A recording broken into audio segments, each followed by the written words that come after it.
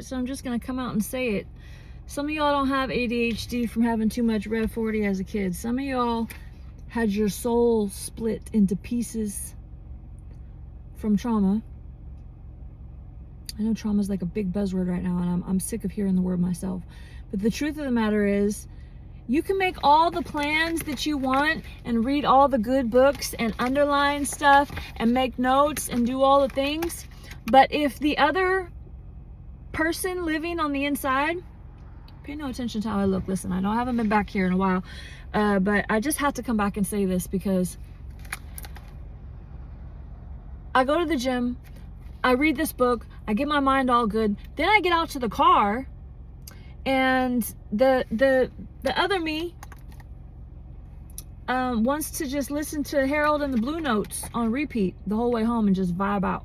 And then she don't want to make a video because then she realizes, dang, it's already 8:26. I should have been somewhere by now.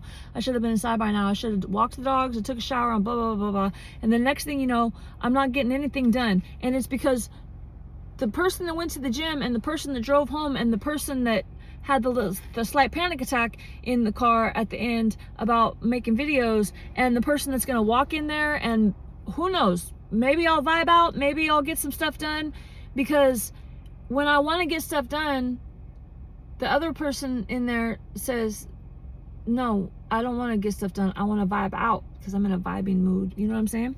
And so then she takes over, and then next thing you know, 4 hours have passed and I don't know where the time went. And then I go to the doctor and they're like, you got ADHD. So I do got ADHD, but it is trauma induced. It is not does doom scrolling and eating the wrong foods and skipping exercise and, you know, going after entertainment and all that stuff, does it cause worse? Yes it does. But why do we go after all of those things? Because the child inside of me, the 14-year-old, wants to just vibe out to R&B, and the 17-year-old me wants to hide from the world and go lay down and watch Netflix. And the 30-year-old me, the 35-year-old me, that's when I started being responsible. I'm 10 years into this, y'all, give me some grace. Wants to get stuff done, but 15-year-old me is like, no, that's too stressful. Let's just do this for a little while, then we'll go do that stuff. And the next thing you know, the whole day's gone by, and I've been busy doing a whole lot of nothing. And I don't know what happened. And the fact of the matter is, I have had to start having meetings with myself. I wish I was joking. And like, listen, ladies, we have to all get on the same page. So we can vibe out on the way home from the gym, but then we have to get work done, okay? And if we want to vibe out more, it needs to be after we get such and such and such done. And let me tell you, 15-year-old Christine, I know that this doesn't sound fun, but you got to remember that we're in 45-year-old Christine's body, and she's short on time. Like, we can't just vibe out for the rest of our lives, or we're gonna be broke. We're gonna be like living on the streets. Was that fun, living on the streets? No, it wasn't fun, was it? No. Do we want to do that again? No. Okay, I need you to take a back seat and chill out and go take a nap somewhere, and let 35-year-old Christine handle 35 to 45-year-old Christine handle some stuff, okay? So that's what's been happening. And the fear of getting on here and telling y'all the truth about what's actually happening in me is, let me say it this way, the desire for me to help others who are going through this and don't realize that's what's happening is outweighing the fear of getting on here and looking stupid with my little pimple patch on my chin. Because at 45 years old, I'm just now figuring out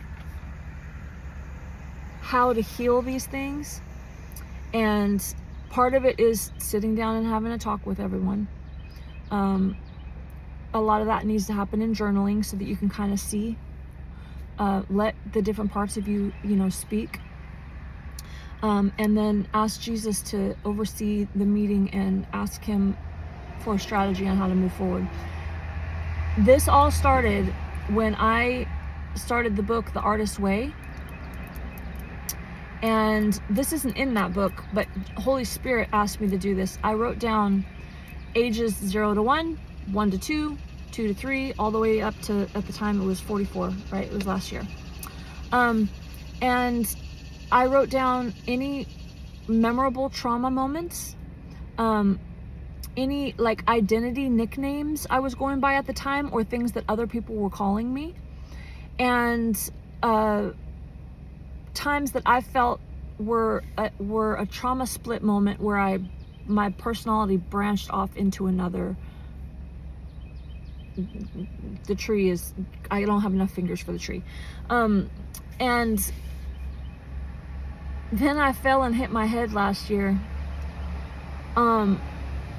So hard. I if I wouldn't have my hair back in a big bun on the back of my head, I'd have cracked my head open. I might have died right there and I fell hard. And just bam, up in the air, my feet went out from under me, and I landed on my head. And the little like 8-year-old me got up and was just bawling for the next like 4 hours because of whatever head traumas that I went through at that age. It like woke some stuff up. And I called my daughter and had to talk with her, and by the Holy Spirit she talked to me about self-hate and about forgiving myself and some stuff. And it was like my 27-year-old daughter was counseling like 8-year-old me. I know this sounds I know how crazy this sounds, trust me. That's why I haven't come on here to tell y'all about it. But that kind of started me on the path that I'm on. I'm currently counseling with Dan Duvall's Bride Ministries once a week, and which is a deliverance ministry, because for the longest time I used to be full of demons. I think I've told you that. But for the longest time, I would try to, me and other deliverance ministers would try to cast me out of me, like different personalities. When you go through a hard enough trauma, it causes a soul split that will cause you to form a fully formed personality. I have different personalities that have different names, that have different accents, and if you go through my videos, you'll hear it. You'll hear my accent change. Different handwriting, different favorite colors, different favorite foods, the whole thing, and different memories. But because of the counseling that I'm going through, we're starting to weave that together to where all of us are starting to share memories now. There's a lot more cooperation happening. Jesus is the healer. He restores my soul. Psalms 23, that verse has spoke to me so deeply for so long. The soul is the seat of your affections, the seat of your appetites, your personality, the things that you love, the things that you have appetites for. It's a seat, like a throne, that operates in authority over your realm, which is your body and your immediate influence. And so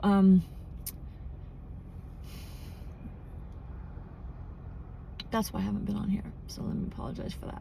I love y'all, and I know I need to walk through this stuff, and doing it vulnerably on YouTube with a bunch of people that I've never met is terrifying. But what if there is another Christine out there that is going through what I'm going through, and they don't understand what's happening, and they just feel like a failure, and they just feel like, why can't I get my shit together at this big age? And so I'm back, and today was my first day back to the gym in months.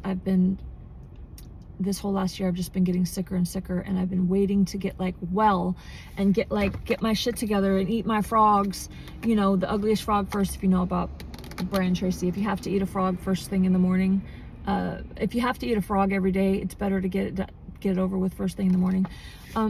Trying to organize myself and get my life together, and I have different goals and appetites and desires than white bread or Rockland Mom, or the list goes on. And so I'm trying to integrate those pieces. And as we walk through and memories come up and God gives me dreams to show me stuff,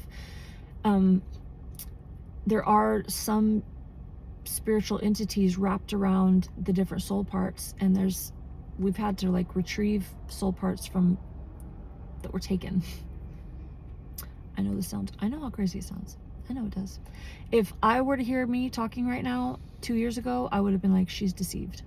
So if this is not your gig, this is not making sense to you, then this video is not for you. And I love you, and be well, and go with God. And I'm really glad that you weren't traumatized and split into 27 different personalities. But for the rest of us that are completely lost and need Jesus to, like, we love Jesus, but somehow we still can't get it together. And no matter how much deliverance we get, we still can't quite shake the dysfunction.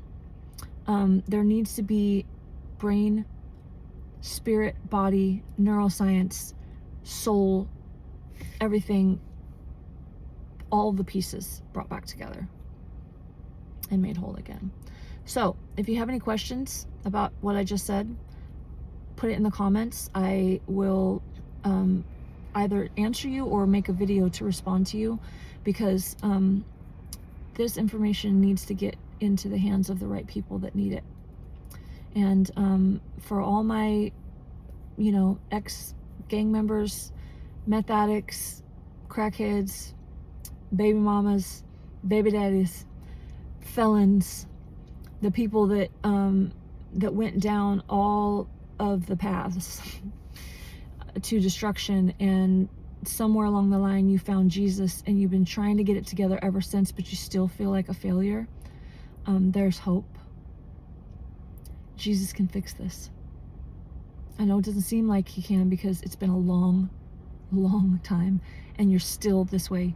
But in these last days, he's pouring out his spirit on all flesh, and sons and daughters are prophesying, and the Spirit of God is coming for a spotless bride, and he is pulling the pieces back together of those of us that were survivors of satanic ritual abuse, and those were survivors of